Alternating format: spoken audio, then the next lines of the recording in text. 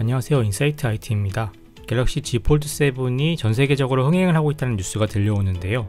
그래서 다들 이번 기회에 폴드에 입문할지 고민하는 분도 많은 것 같습니다. 오늘은 폴드 7에 관심을 가지고 구매할지 고민하시는 분들을 위해 폴드 7을 구매하기 전에 꼭 알아둬야 할 단점을 정리해봤습니다. 제가 폴드 7을 평가절하하기 위해서라기보다는 지나친 뽐뿌를 자제시켜드리기 위해 정리해봤으니까요. 구매 결정에 도움이 되셨으면 좋겠네요. 첫 번째 단점은 생각보다 펼치기 어려운 힌지입니다.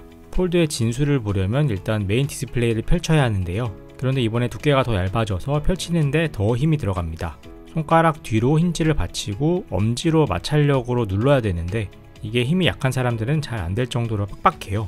요령이 생기면 손톱으로 여는 게 오히려 더 편하기도 합니다. 손에 힘이 없는 여자분들은 펼치기 더 어려울 거예요. 사실 폴드 들고 다니는 여자분들은 본 적이 없습니다.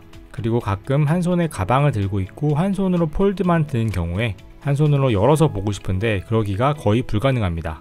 이런저런 문제들 때문에 본격적으로 자리를 잡고 앉아있는 상황이 아니면 폴드의 메인 디스플레이를 쓰는 상황이 잘 안 나오더라고요. 여기서 이어지는 두 번째 단점은 플래그십스럽지 않은 커버 디스플레이입니다. 전작보다 비율이 개선되어서 플립과 같은 21:9 비율이 된 건 좋지만 여전히 화면의 폭은 65mm 정도로 좁은 편입니다. 베젤도 엣지나 울트라보다는 두꺼운 편이라서 좀 보기 불편하고 여기에 케이스까지 씌우면 더 답답하게 느껴져요. 위아래쪽으로는 정보가 많이 보이지만 좌우가 좁다 보니 한눈에 들어오는 정보가 부족하게 느껴집니다. 거기다가 요새 플래그십 스마트폰에 들어가는 반사 방지 코팅은 또 빠져 있어요. 그래서 커버 디스플레이 위주로만 쓰게 된다면 내가 이러려고 230만원이 넘는 폰을 샀나 하는 회의감이 종종 들 때가 생깁니다. 세 번째는 메인 디스플레이의 애매한 화면비입니다. 그래서 울며 겨자 먹기로 온 힘을 들여서 두 손으로 폴드를 펼치면 메인 디스플레이는 완벽한가? 또 그렇지도 않습니다. 일단 8인치의 대형 사이즈는 당연히 만족스럽습니다만 정방형도 아니고 직각도 아닌 20:18 비율이 좀 애매합니다. 16:9 비율의 일반적인 비율의 유튜브를 볼 때에는 위아래의 마트가 엄청나게 크게 생기는데 마트를 줄이고 조금이라도 크게 보려면 여기서 또 옆으로 돌려야 해요. 그리고 기존에 익숙한 바형 스마트폰에 특화된 앱들이나 모바일 사이트들은 위아래로 화면을 슬라이드하는 거에 특화된 UI가 많은데 메인 디스플레이는 세로 비율이 가로보다 작다 보니 위아래로 보이는 정보가 많이 제한되어 보여서 오히려 답답했습니다. 앞서 말씀드린 커버 디스플레이의 비율과 정확히 반대되는 단점을 가지고 있습니다. 네 번째는 가운데 주름입니다. 폴더블 디스플레이에서는 피할 수 없는 가운데 주름이 눈에 띕니다. 이게 처음에는 거의 없었는데 시간이 지날수록 생기더라고요. 그리고 반사 방지 코팅도 당연히 되어 있지 않은데 커버 디스플레이는 AR 필름을 사다 붙이면 해결되는 문제지만 메인 디스플레이는 기존 필름을 제거하는 것부터 걱정스럽습니다. 삼성에서 기본 필름을 제거하고 다른 필름을 붙이지 말라고 경고사항에 적어두고 있거든요. 그래서 필름에 주름이 생기더라도 교체하기가 어렵고 감수하고 쓸 수밖에 없습니다. 다섯 번째 문제는 거대한 펀치홀인데요. 폴드 6까지 탑재되었던 UDC 언더 디스플레이 카메라가 이번 폴드 7부터 빠졌죠. 특허 분쟁 때문이라는 말도 있던데 아무튼 기존의 폴드 유저 입장에서는 잘 쓰던 게 없어지니까 상실감이 큽니다. 그리고 펀치홀의 크기도 엄청나게 큰 편이라서 화면에서 꽤 많은 정보를 가리게 됩니다. 이게 영상을 보면 어떻게 돌려봐도 한 꼭지를 맞게 되더라고요. 이건 다음 세대에서는 꼭 개선되어야 하는 부분 같습니다. 여섯 번째는 느린 충전 속도입니다. 폴드 2부터 적용된 25W의 충전 속도가 아직도 유지되고 있습니다. 거기에 폴드 2의 배터리는 4500mAh였는데 폴드 7의 배터리는 4400mAh로 오히려 줄었어요. 그나마 25W 충전 속도라도 잘 유지해주면 다행인데 충전 시작 후 조금만 있어도 발열이 나기 시작해서 속도가 10W대로 금방 떨어지더라고요. 저는 100%가 아니면 마음이 불안해지는 스타일이라 항상 전자기기는 완충을 지향하는데 폴드 7은 제가 쓰다 보니 배터리를 꽉 채워서 쓰기가 힘들었고 항상 70% 정도로만 충전하고 들고 다니게 되더라고요.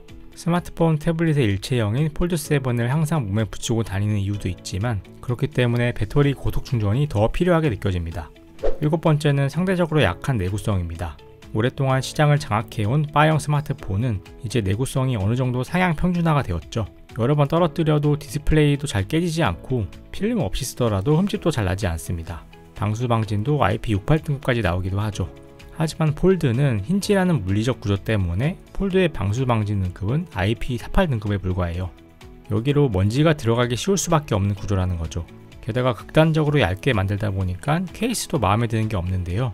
얇고 가벼운 케이스들은 힌지 부분을 보호해주지 못하는 경우가 많아 그대로 외부에 노출이 되며 본체에 잘 고정도 되지 않아서 양면 테이프로 붙여주어야 합니다. 근데 여기가 손에 잡고 펼칠 때도 힘이 많이 들어가다 보니까 얼마 안 가서 금방 떨어집니다. 매번 새로 붙이는 것도 번거롭더라고요. 그리고 삼성은 이제 극복했다고는 하지만 기존의 폴더블 유저들은 가운데 주름 부분에 디스플레이가 사망하는 경우를 많이 경험했죠. 바형 스마트폰의 내구성이 떨어지는 건 어쩔 수 없는 사실이라서 스마트폰을 잘 떨어뜨리거나 험한 환경에서 쓰시는 분은 조금 더 고민이 될 수밖에 없을 것 같습니다. 여덟 번째는 안타까운 스피커 음질입니다. 폴드는 스마트폰과 태블릿이 합쳐진 올인원 기기인데요. 태블릿은 보통 식탁에 펼쳐놓고 스피커를 듣는 경우도 많잖아요. 그런데 폴드 7은 극단적으로 얇게 만들었기 때문인지 음질이 고가의 스마트폰답지 않게 많이 떨어집니다. 아이폰 16 프로와 비교한 음질 한번 들어보시죠.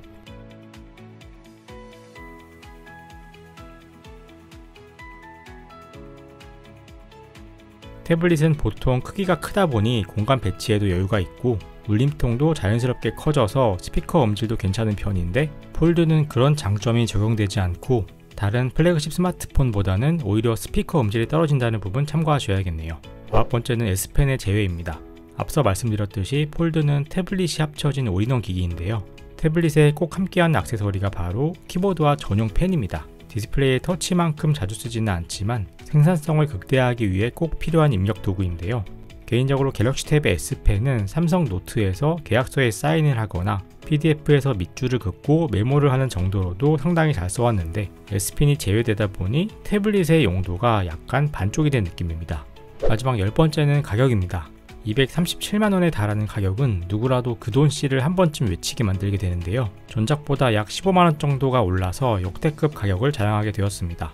이 돈이면 또 다른 플래그십인 갤럭시 S25 울트라에 갤럭시 탭 S9을 모두 사도 될 만한 가격이에요. 출시한 지 좀 되는 S25 울트라와 탭 S9이 할인이 많이 들어가니까 충분히 가능하죠. 이런 선택지를 두고 굳이 중고 가격 방어도 되지 않고 내구성 이슈도 있으며 파손 시에 수리비도 많이 들어가는 폴드 7을 꼭 구매하는 게 맞을지 한 번쯤 고민해 보셔도 괜찮을 것 같습니다.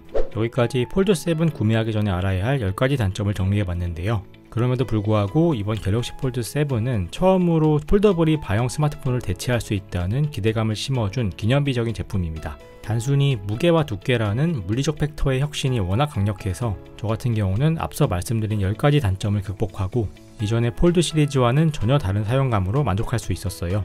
실제로 실사용하다 보면 스마트폰을 펼쳐서 태블릿으로 사용한다 라는 단순한 명제가 실제로 실사용하다 보면 스마트폰을 펼쳐서 태블릿으로 사용한다 라는 단순한 명제가 사용자 입장에서 얼마나 매력적인지 매번 느끼게 됩니다. 저도 폴드 시리즈를 여러 번 구매해서 사용해 봤지만 2달을 못 넘기고 새로 출시되는 아이폰으로 기변해 왔었는데 이번에는 폴드에서 바형으로 넘어갈 생각은 당분간 들지 않을 것 같네요.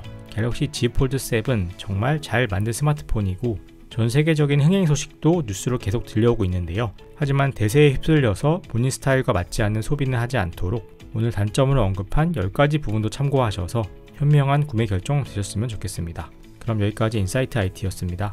오늘도 시청해주신 여러분 감사드립니다.